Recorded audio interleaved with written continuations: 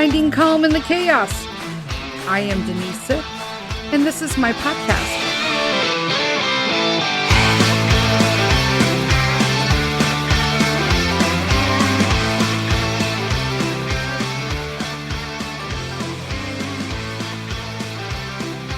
Hello, everybody. Happy Wednesday. Welcome to another episode of Finding Calm in the Chaos. I'm Denise, and guess what? I'm finally just getting my real voice back.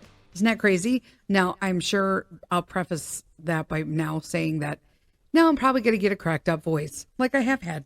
There it goes. Anyway, today's episode is called The Deuce. I'm going to straight out let you guys know that this is going to be a funny episode. It's going to be an educational episode.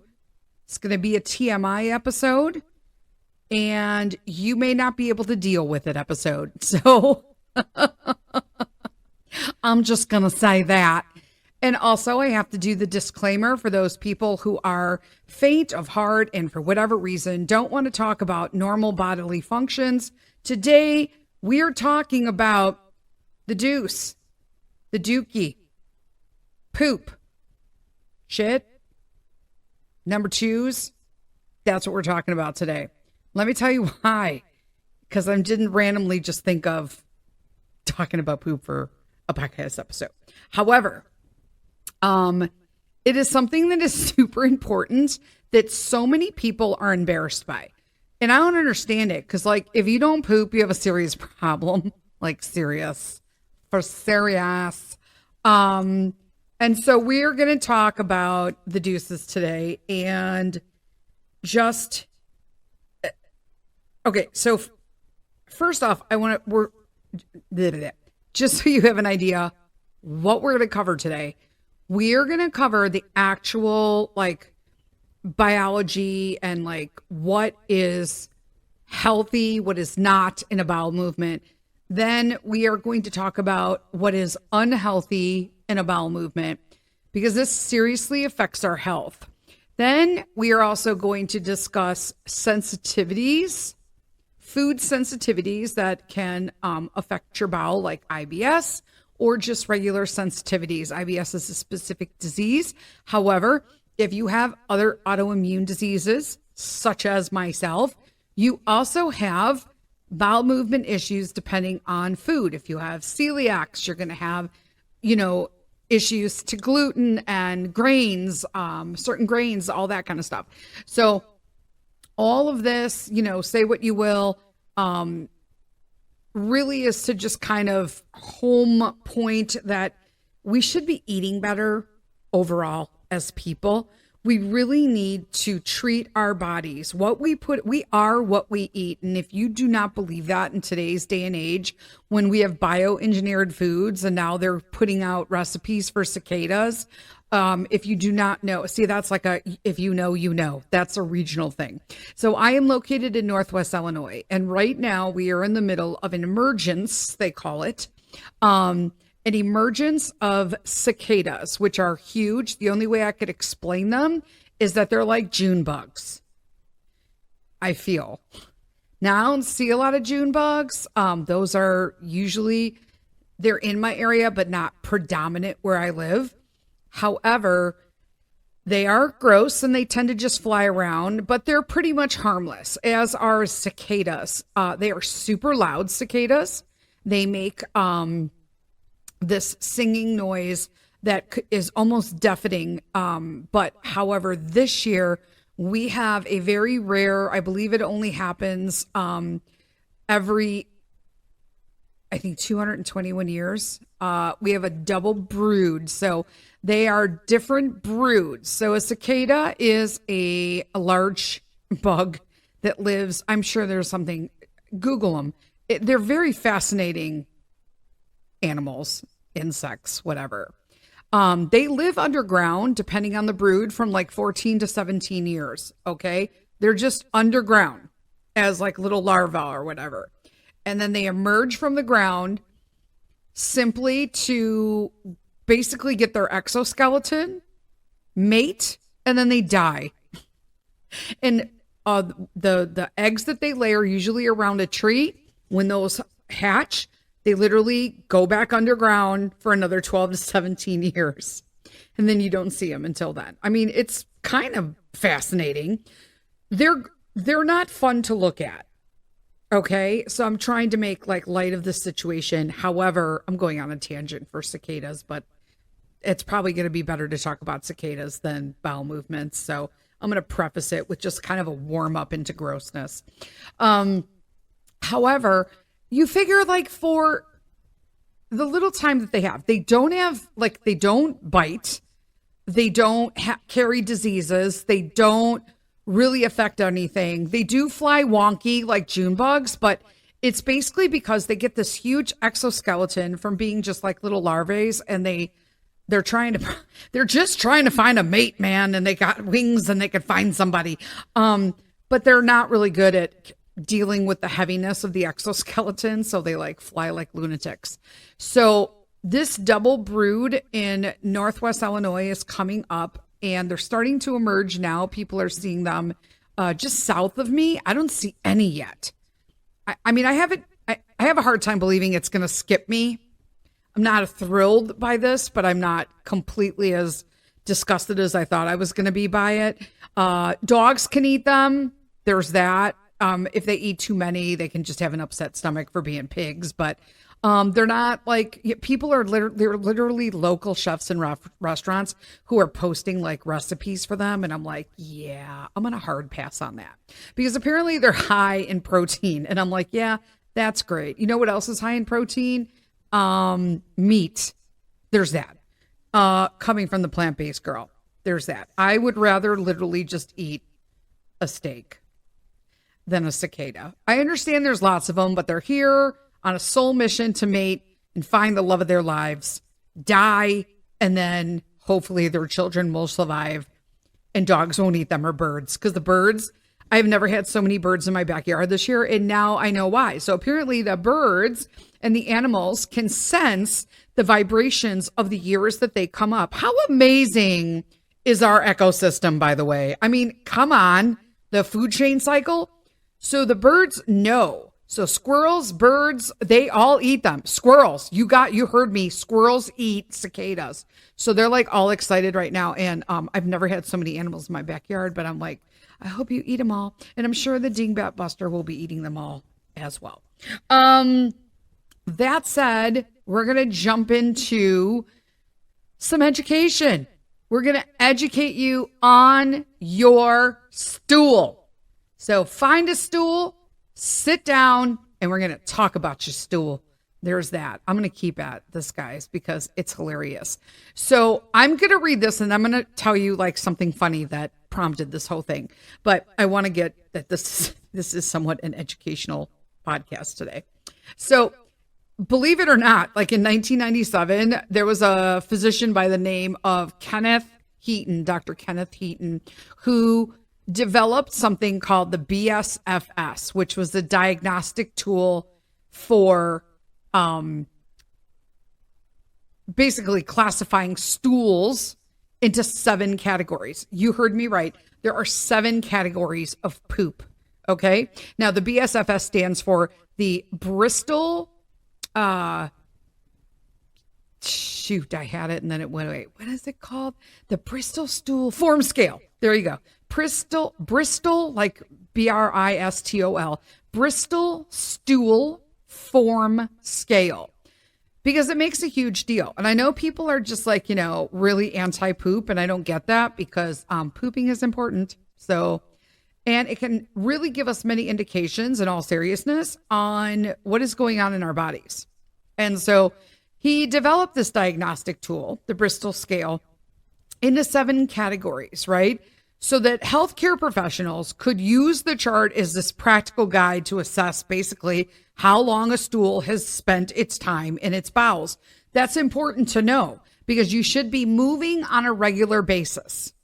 Okay? Moving meaning your stool. Okay? You should be pooping on a regular basis. And a lot of people struggle with this. Okay? But it helps basically the scale, the Bristol scale helps assess conditions of the bowel, right? It measures the effectiveness of treatments just so that you have an idea where you're at, if you're helping, like, if you've got irritable bowel syndrome, which is IBS, they'll use this Bristol scale to see if your medication's working, if it's not working, if it is working, where you're at, how much you improved, and whatnot. Okay.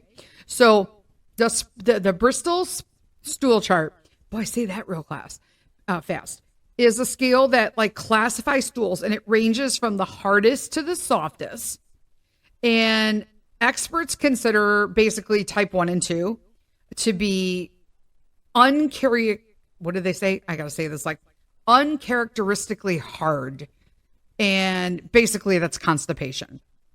Where then on the opposite end of the scale, 6 and 7 are loose and the diarrhea scale. Yeah, we're talking about this today, guys. We're really talking about this. But 3, 4, and 5 in the middle are obviously the most common and most typical, and are considered in I believe, the normal range. Okay. So, and I swear to God, this is the scale, guys. I'm not making this up. Look it up. Bristol scale. It's pretty easy. So type 1 and you get this a lot in kids, right? Especially babies as they're trying new foods and you get the separate hard lumps, which means you're very constipated. Okay. Number 2 is lumpy and sausage-like.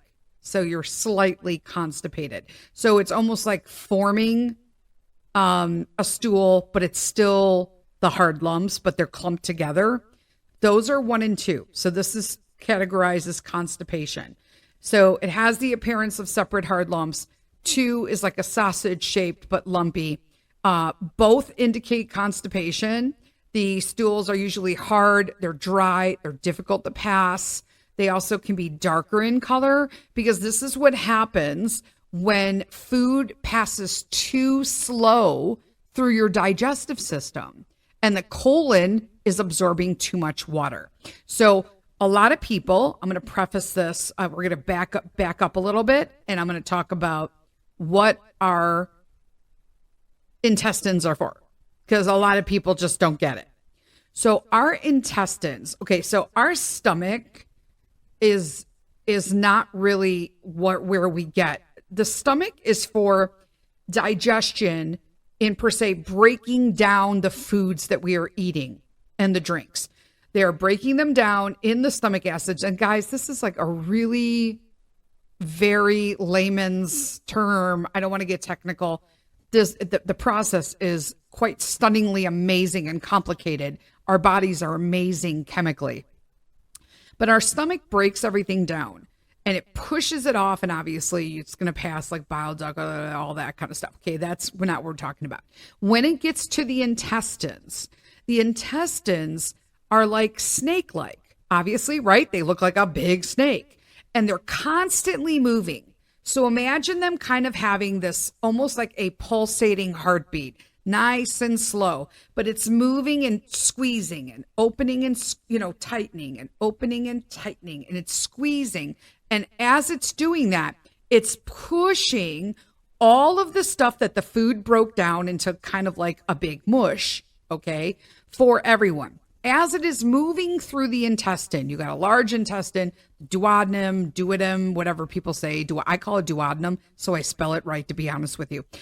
And you got small and large intestines, okay? So if it is moving too slowly through your intestines, meaning your digestive process it's too slow, your food becomes extremely compacted inside the intestines, because every time the intestines are squeezing and moving that food through them to the bottom, to the rectum, to where you poop it out, it is extracting and absorbing vitamins, minerals, proteins, water. Okay. That's just the essential. There's also amino acids, all that. We're going to do the basics here. And if it's squeezing and your food is just inching its way through there, by the time it gets to the rectum, and you get the sensation to have a bowel movement, it has been so incredibly extracted, any moisture, that that's how you wind up with hard stool. Okay. So these are the 2 stages of that. I hope that helps a little bit with that part of it. So then you have 3, 4, and 5. Those are 3 is a sausage shape, but it's got cracks on the surface. It's not smooth. Okay. Number 4 is like a smooth, soft sausage or snake-like. Okay. That is normal as well. And then there's a type 5, and it's kind of like soft blobs, but there's clear-cut edges. Now, that is stool that is not, it's not normal, but what it's doing is it's lacking fiber. Okay. So if you have soft blobs, they have clear-cut edges, but they're not stuck together and they're not hard, that is, you're lacking fiber. Okay.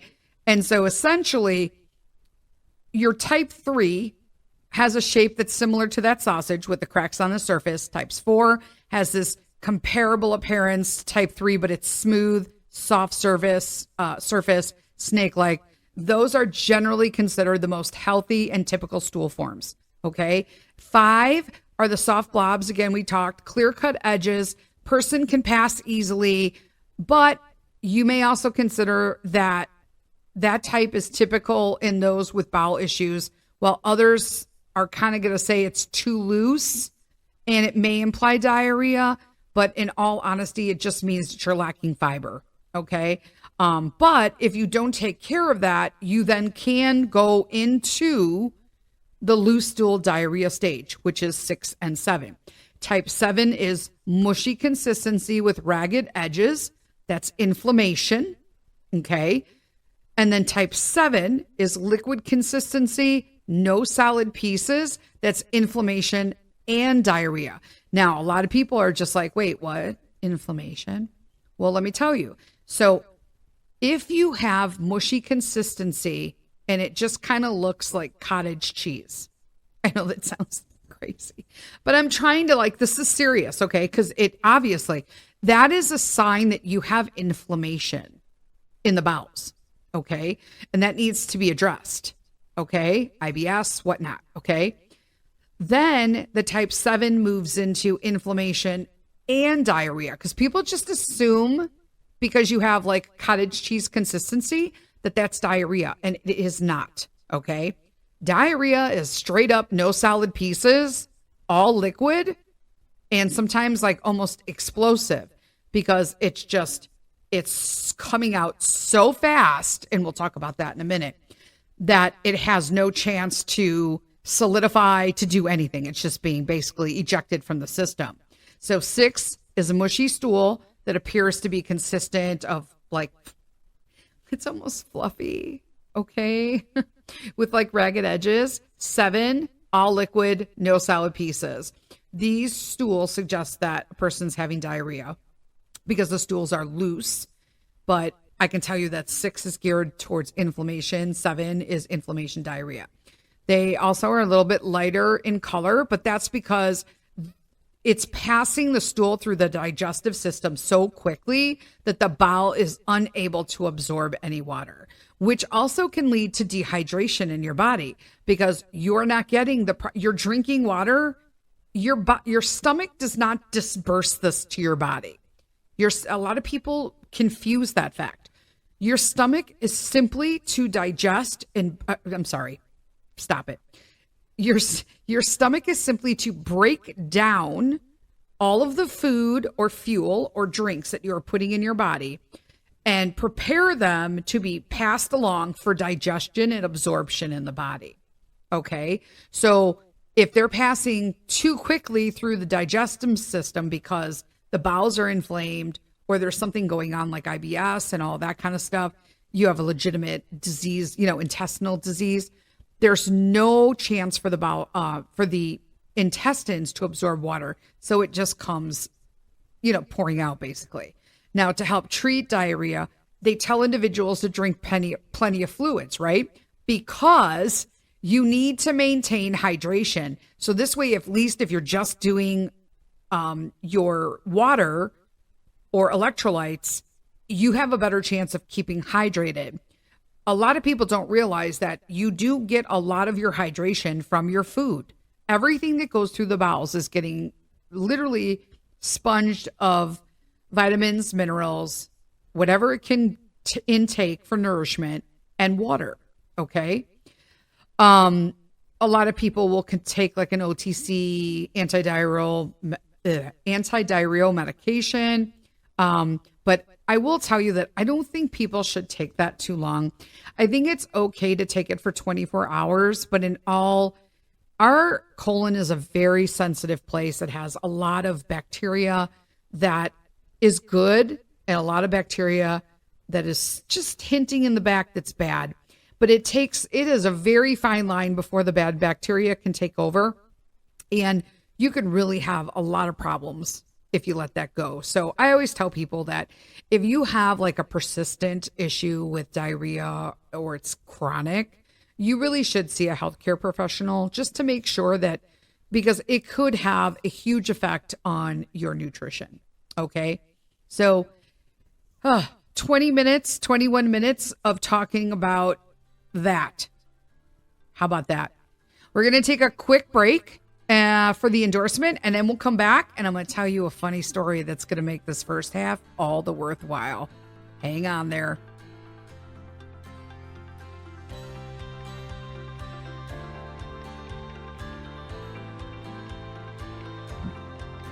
Hey friends, I want to talk to you a little today about our sponsor, which is Pet Matrix. Pet Matrix is a premium canine supplement company, and I chose this company straight off the bat for Buster and Chica.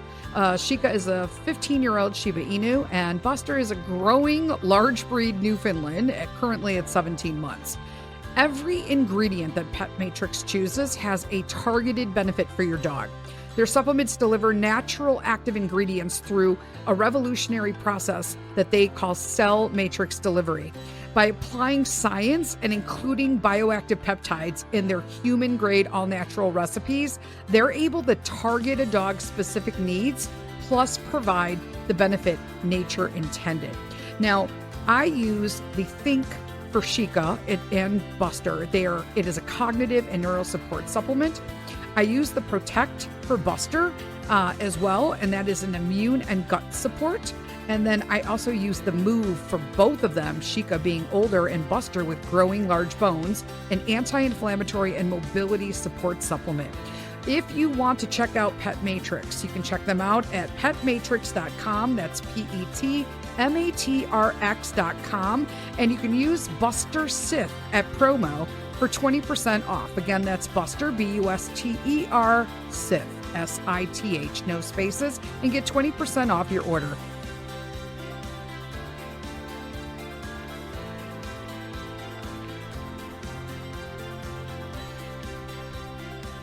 Okay, we're back. Thank you to Pet Matrix and the wonderful Pet Matrix family. Will, Summer, and Tanisha. Love them all. Okay, we are back talking about the Deuce. We gave you some education at the front half of this podcast about the different kinds of stools, from unhealthy to healthy to unhealthier. And so now we're going to talk about, I'm going to tell a little story, but first I want to let you guys know that there is a difference between food allergy and intolerance. This topic makes me crazy because as someone who worked in the holistic nutrition business for so long, I have so many people who will tell me that they don't eat foods because they have allergies. And it really bothers me because people who have allergies have a tough go at life, okay? Because an allergy is something that is life-threatening, okay? So a true food allergy affects the immune system. Even little small pieces of the offending food can trigger a huge outbreak, okay? And it can be severe and or life-threatening. So on the opposite end, a food intolerance, I should say, only affects the digestive system.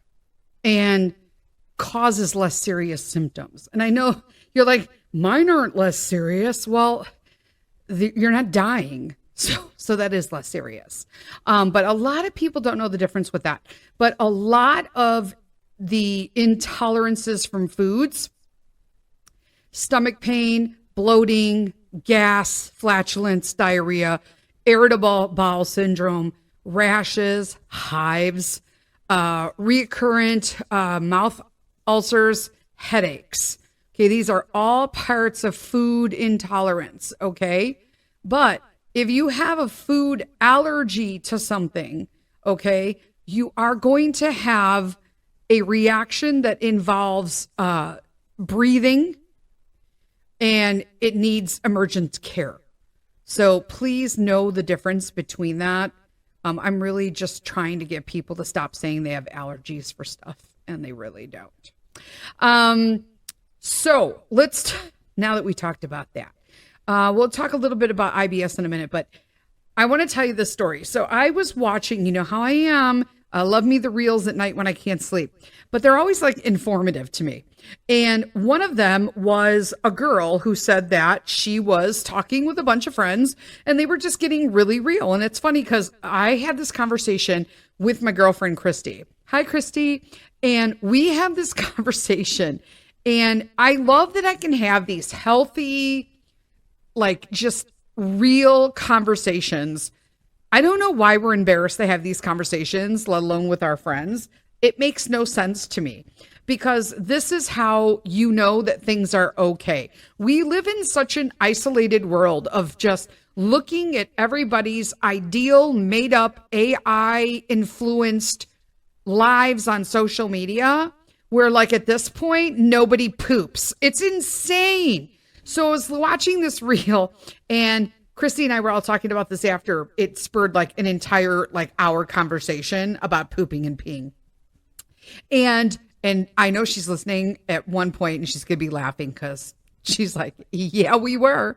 And let me tell you, okay, so I obviously have issues. Here's the TMI part of it with food sensitivities. And there are some foods, which is why I went plant-based, and I allow some foods to come in. I'm 90% plant-based, 10% whatever I want. However, my trigger is chicken and dairy. Like, trigger, okay? Meaning like I'm not halfway through an egg and I'm in the bathroom because I could hear my stomach, okay? And here's me. So yeah, let me have more eggs. Yeah. Will I stop eating eggs? Probably not. But I don't have them as often as I used to. One thing I really, really like, yogurt. But I finally found a plant-based one that I really like. So I'm like, thank you. Thank you, Jesus. So I'm sorry. I'm just like, you know me with my tangents. I can't stop. But let me tell the story. So this girl is in a room with all of her friends, and somehow they bring up poop. And she said, yeah, you know, I mean, I feel like everybody does this. And I just thought it was so weird because I felt like I pooped more than I actually did. But then when I wiped and I looked and they were all looking at her, and she was like, what? And they're like, you look at it? And she's like, well, yeah, I have the tissue and toilet paper, and I go to wipe, and then I look, and then you dump, and then like you grab more tissue and you wipe to see, is the tissue dirty? It still is. Warrants another wipe. Maybe you bidet, maybe you don't. I know all my European and whatnot over there are like, oh my God, this is why we use the bidet. And a bidet is awesome, but we don't have them in America. They're very rare. If they're there, you put them in yourself. Okay. And we can't use wipes, or you shouldn't use wipes. Some people can, but number one, they're filled with chemicals. And if you want to do like your own thing where you have your own wipes and stuff, and yeah, I don't have time for that. So bless your hearts, but you do you. But you have to look, and you can't put wipes, even when they say they're safe for septic. They're not safe for septic. Okay. You can't just put stuff down the toilet.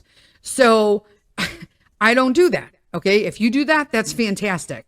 This story means nothing to you. However, even if I was wiping with a wet wipe, I feel like this girl is still going to look, right? So she looks until it's clean.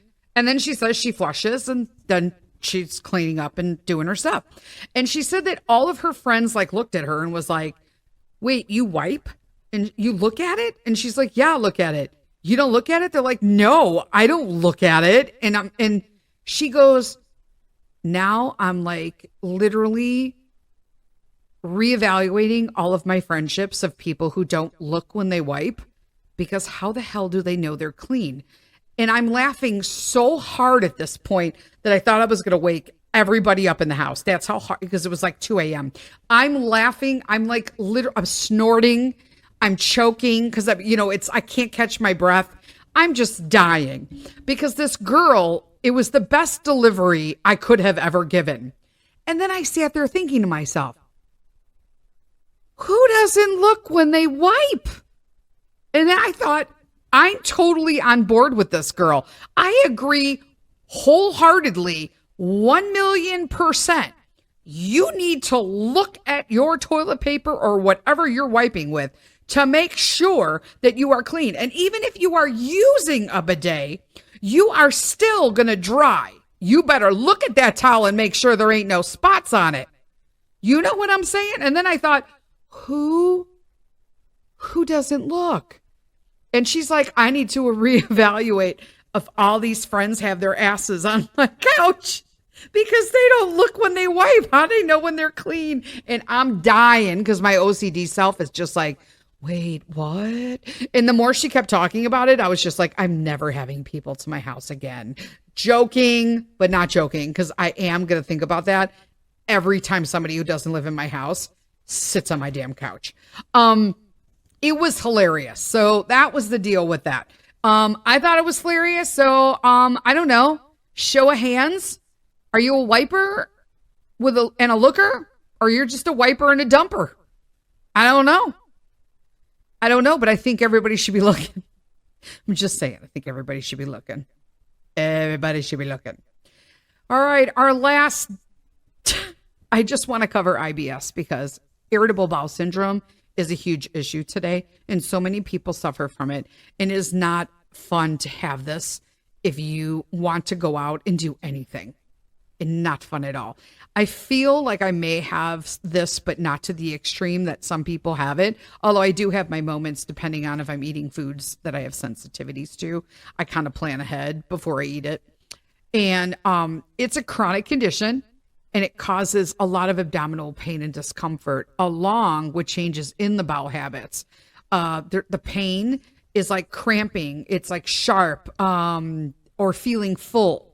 Or you're distended, right? You're bloated, burning. The pain is usually worse after eating, but it may be relieved if you actually pass gas or you have a bowel movement. Bloating, stomach may certainly feel uncomfortably full and swollen. Now, I get that way when I eat chicken, and I'm sure, I don't know why, because I eat good chicken, meaning I buy it direct from farm, but I am just not a fan of chicken right now.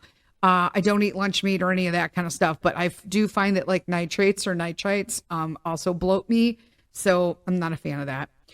Bowel habits. If you have IBS, you're going to you could have diarrhea, constipation, or both. Like how horrible does this sound? Like any of my friends who have IBS, like I'm so with you. Like I will do whatever you need. Like I will be that person who, like, we will go somewhere if you need help. I'm all in. Don't ever feel embarrassed to tell me that you pooped your pants or something. I'm all in to help you. Diarrhea that may cause watery stools, constipation, explosive diarrhea, or straining when passing stools. That's horrible.